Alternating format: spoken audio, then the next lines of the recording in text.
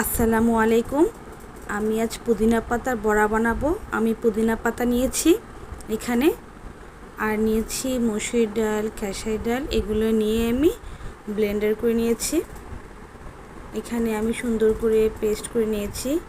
এখানে 2 রকম ডাল আছে। তারপর হচ্ছে আমি কাঁচামরিচগুলো দিয়ে দিব। দেন কাঁচামরিচ দেওয়ার পর আমি সব এক এক করে সবগুলো ইনগ্রিডিয়েন্টসগুলো দেবো। এটা হচ্ছে পুদিনা পাতা কুচি করে রেখেছি, সেগুলো ঢেলে দিচ্ছি।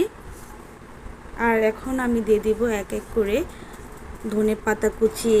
এখন পেঁয়াজ কুচি করে দিয়েছি, এখানে মাঝারি সাইজের একটা পেঁয়াজ আছে। আর এখন দিব ধনিয়া পাতা কুচি। আমি এক এক করে সবগুলো দিচ্ছি। এখন দেব শুকনো হলুদ। আমার কাছে এই বড়াটা খুব ভালো লেগেছে, আপনারা এটা ট্রাই করে দেখবেন। দিচ্ছি শুকনো মরিচ। আমার কাছে